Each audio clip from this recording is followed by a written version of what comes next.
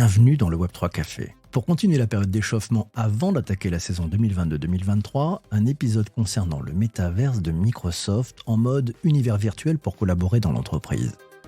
Dans cette interview, enregistrée en novembre 2021, Xavier Perret, le directeur Azure chez Microsoft France, nous livrait la vision de Microsoft à l'époque. Cette vision est passionnante et j'espère, cher auditeur, que tu apprécieras ce qui a changé en quelques mois. Et de mon côté, hâte de pouvoir tester le métaverse conçu et pensé par le géant Microsoft. Bonne écoute de cet épisode du Web3 Café. Profitez-en pour vous abonner au podcast en appuyant sur le bouton dédié à cet exercice de haute voltige. On rembobine et c'est parti. Le 9 février 2007, je publiais un article sur mon blog de l'époque sous le titre « En route pour le web en 3D ».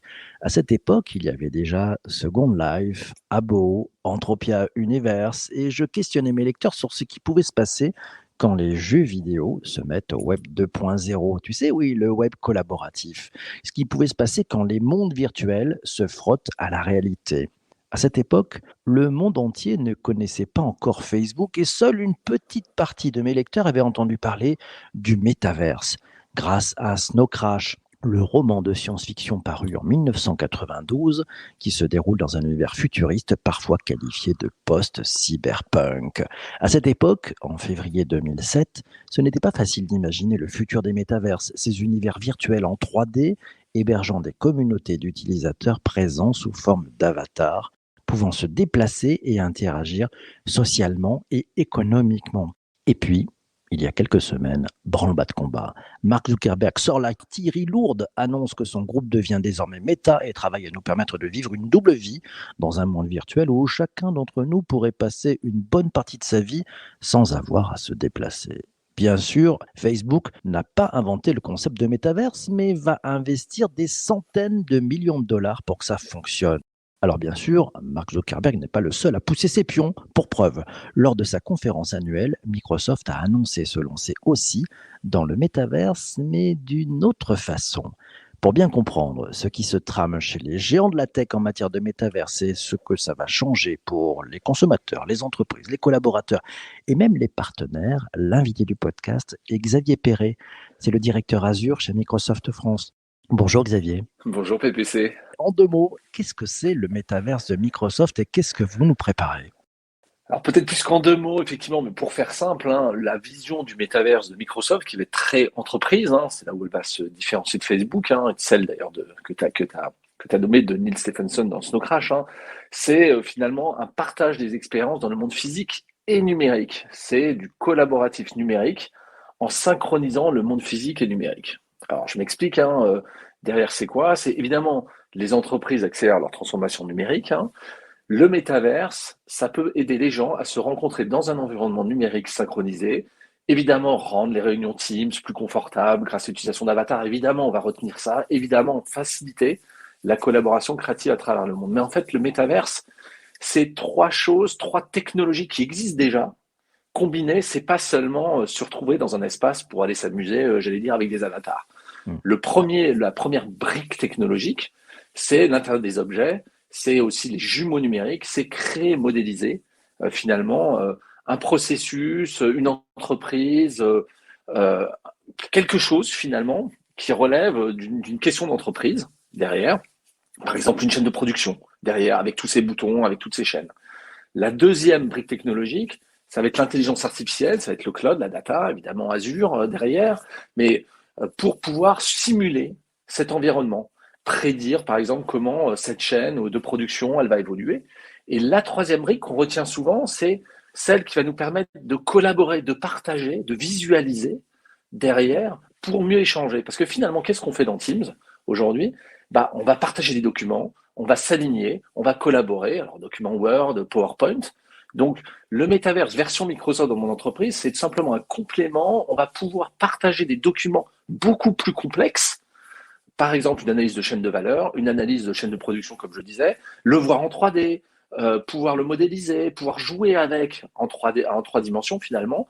Mais tout ça, évidemment, via son avatar et avec une interface qui n'est pas seulement un casque de réalité virtuelle, mais aussi éventuellement via son smartphone ou via son interface Teams. Moi, je suis collaborateur d'une entreprise. Voilà, j'y accède comment à ce métaverse de Microsoft? Alors, c'est là où c'est intéressant, c'est que c'est pas une vision pour dans quelques années, c'est déjà existant sur un certain nombre d'aspects de technologie qui existent. Et puis la partie qu'on appelle Microsoft Mesh, qui est la partie où je crée un espace voilà, virtuel, une salle de réunion nouvelle qui serait brandée avec ton entreprise et dans lequel je vais mettre un avatar, c'est dans quelques semaines, dans quelques mois seulement. C'est-à-dire que ces Microsoft Mesh existent déjà, c'est-à-dire que les gens peuvent déjà créer ces environnements-là, il y a déjà des entreprises qui le font. Et puis l'intégration de la possibilité de mettre son avatar, de créer son avatar, puis on va peut-être développer ce que ça veut dire, son avatar en fait, dans cet espace-là, ça va sortir sous quelques semaines, sous quelques mois. Donc on est encore au début, vous préparez plein de choses. Donc Mesh, si je comprends bien, c'est une sorte de studio qui permet de préparer en fait un univers virtuel reconstitué aux couleurs de l'entreprise, un environnement de travail qui peut donner une proximité en fait aux collaborateurs, une impression de se dire bon, on est bien chez nous, c'est ça le principe?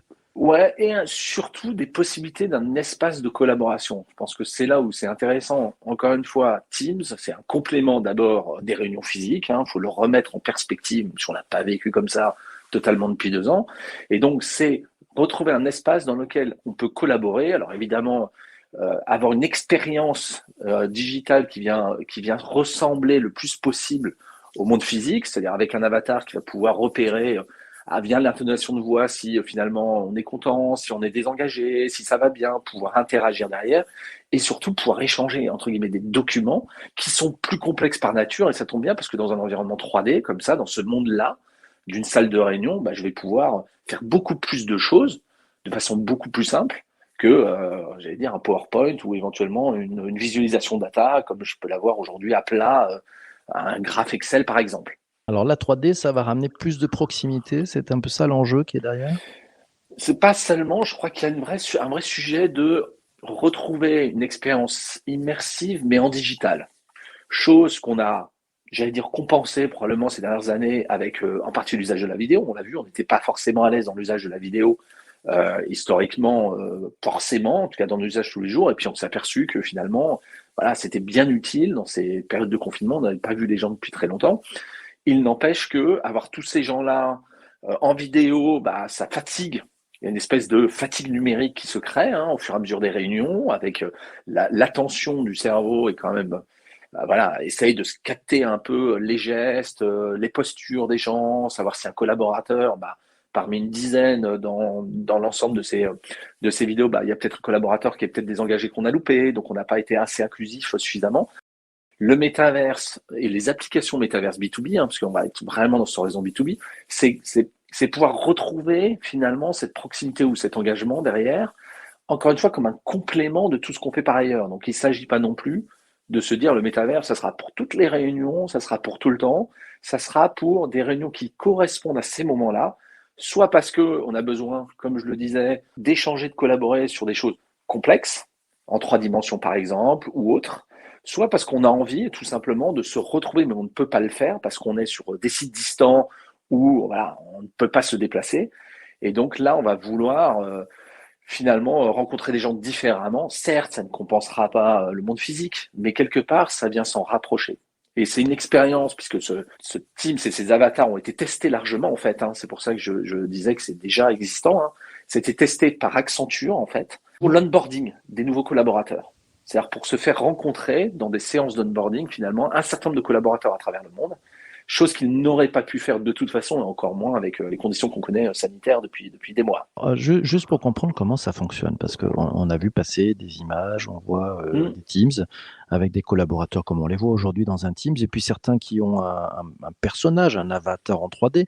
Bon, Oui. c'est un monde hybride où il faut être dans le métaverse d'un côté, où finalement vous arrivez à mixer les différents univers. Comment ça marche? Alors, comment ça marche simplement, puisqu'on passera par Teams ou par d'autres applications d'ailleurs, mais en tout cas, ce qui va être lancé, c'est via Teams, effectivement, pour créer son avatar. Ce qui est important, c'est que son avatar, il est synchronisé avec soi-même. C'est-à-dire que, c'est pour ça que la synchro, le partage d'expérience monde physique et numérique, il est important.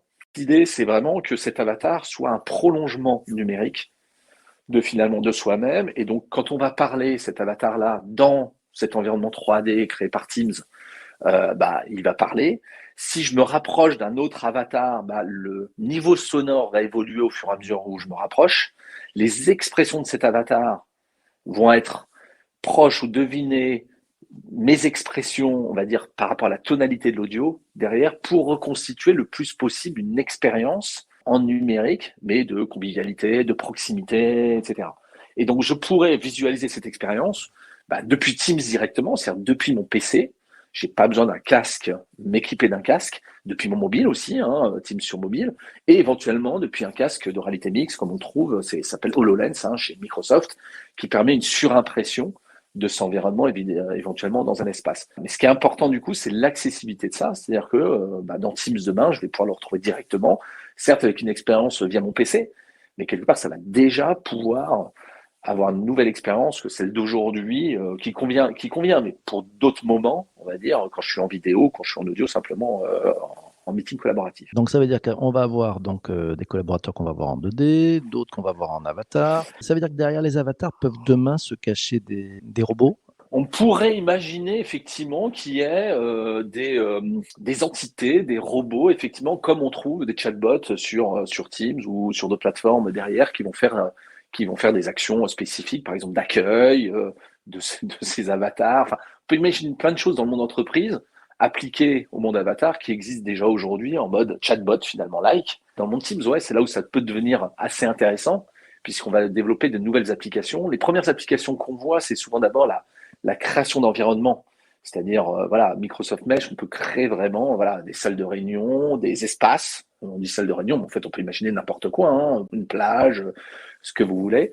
Et c'est vrai que toutes les entreprises ou toutes les startups, d'ailleurs, qui ont construit des applications d'entreprise pour automatiser un certain nombre de processus, ça va pouvoir aussi se transférer effectivement dans Microsoft Mesh ou dans ce monde de métavers. Quels sont les principaux challenges que vous rencontrez au sein de Microsoft pour développer et mettre en place ce métaverse? Il y a des challenges techniques, je me doute, mais est-ce qu'il y a des challenges aussi humains?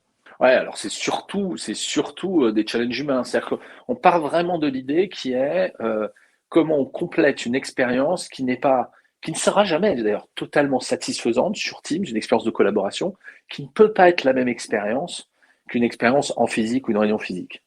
Donc, c'est à la fin de l'histoire, c'est la réunion physique et finalement le summum. Donc, comment on fait pour s'approcher au plus ou permettre des choses qui viennent compléter cette expérience physique? Donc, le challenge, il est là. Il part de cette idée-là derrière. Il part pas de je vais créer un monde virtuel et puis je vais y mettre tout dedans et puis tout se passera là-dedans. Il part du coup de comment je vais pouvoir finalement et je vais avoir envie de personnaliser mon avatar, de le rendre expressif pour permettre une forme d'engagement et de collaboration qui est peut-être pas la même aujourd'hui. En tout cas, on n'y arrive pas jusqu'au bout dans Teams ou dans ce type de plateforme de collaboration.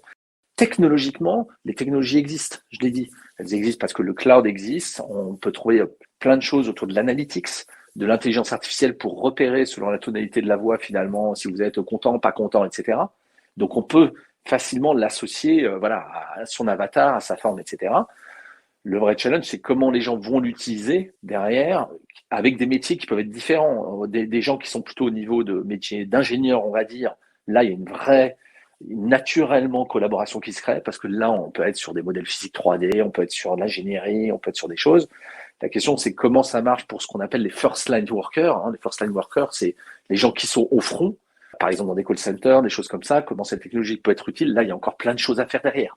Je prends une question, c'est celle de Vincent. Peut-être que tu n'as pas la réponse. Il dit à quand LinkedIn en métaverse? Moi, la question que je vois derrière, c'est les technologies que vous développez. Vous allez les mettre à disposition d'autres entreprises du groupe ou voire d'autres entreprises aussi pour qu'elles puissent développer et utiliser les métaverses dans leur propre écosystème?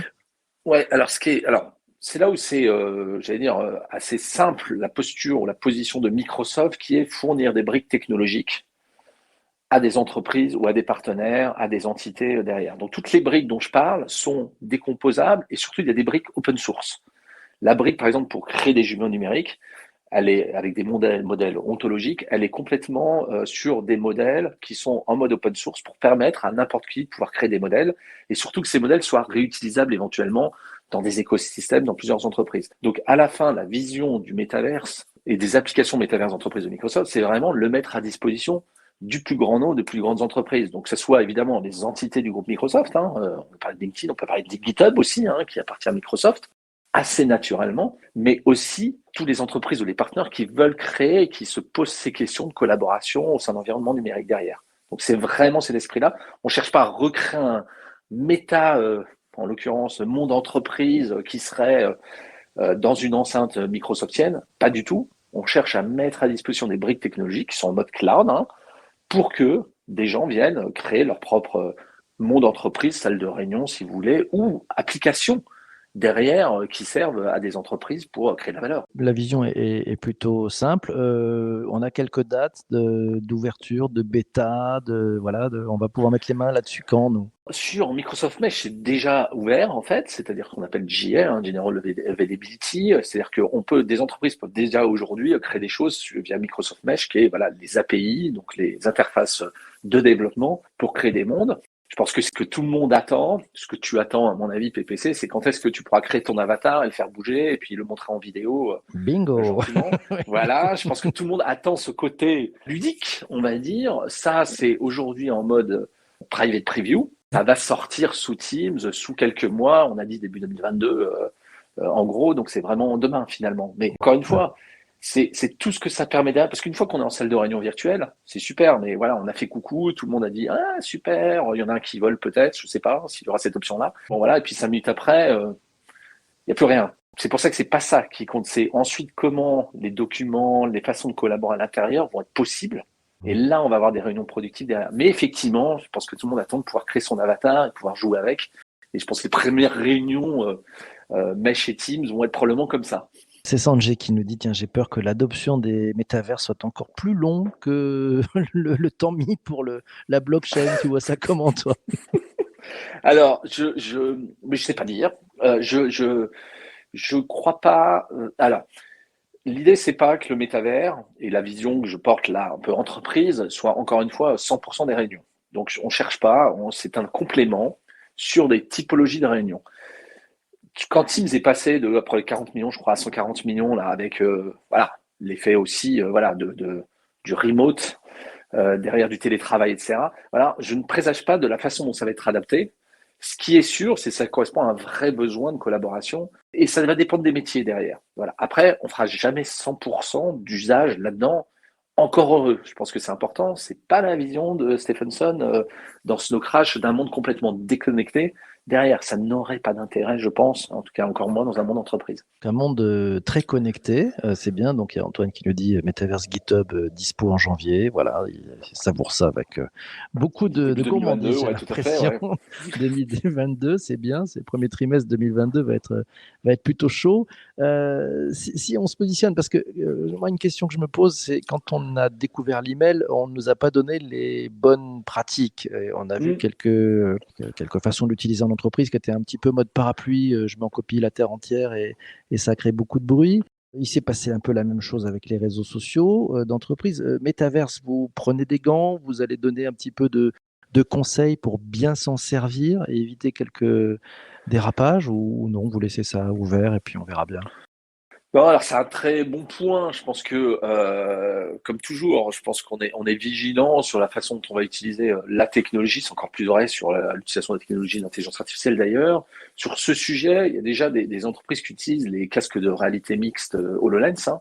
Il y a déjà des partenaires qui font des formations sur la bonne utilisation pour être productif là-dessus, pour surimposer par exemple des notices par-dessus quand je suis en intervention, etc. On va adapter le même schéma, on le fait aussi sur Teams. Il y a des entreprises en France qui permettent d'accompagner l'utilisation, à la bonne utilisation et puis à l'utilisation de toutes les fonctionnalités possibles. Il y a plein d'entreprises en France qui font ça et qui naturellement, je pense, vont proposer ça sur cette évolution, en tout cas ce potentiel-là métavers. Dernière question, la question de la fin, c'est la question de Fabrice, avec beaucoup d'humour d'ailleurs. Il te dit, est-ce qu'il y aura un dress code pour les réunions dans le métaverse? Est-ce que tu as un bon tailleur virtuel à nous conseiller?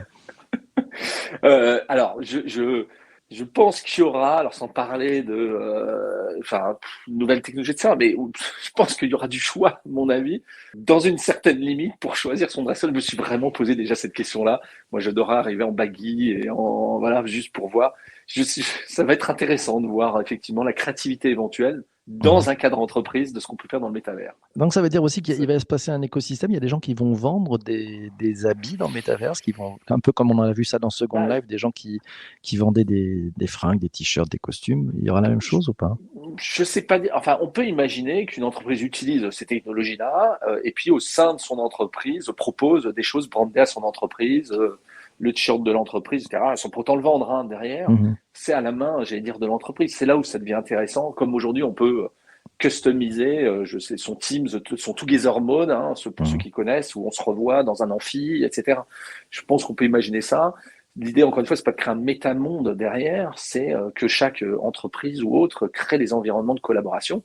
Et dans cet environnement de collaboration, bah oui, il y a une forme de flexibilité, on va dire, aussi de côté échange social qui est nécessaire. Donc c'est là où ça peut devenir intéressant, effectivement, ce qu'on peut faire de façon ludique. Et alors juste, ça sera la dernière question parce que c'est très gourmand quand on ouvre tout ça. Les personnes qui vont travailler sur Mesh, c'est plutôt les directions qui ont en charge de l'environnement de travail, c'est les directions de la communication, c'est un peu tout ça. Comment ça va se passer? Bah, je sais pas, mais c'est une très bonne question. Ce qu'on voit les gens, les premières personnes interrogées, on l'a vu sur Accenture, en fait, le cas Accenture que j'ai cité, c'est des DRH, effectivement, c'est un sujet de collaboration d'abord. C'est un sujet d'échange de documents. C'est comme la data vise où à un moment donné, évidemment, il y a des choses IT derrière, mais il y a aussi, finalement, c'est un sujet métier de comment on se partage l'information pour prendre des bonnes décisions. Bah là, c'est un sujet aussi de collaboration. Et donc, les gens qui, en général, se posent ces questions de collaboration, c'est du même niveau que l'aménagement des locaux peut-être, qui a revisité la façon de les utiliser, etc.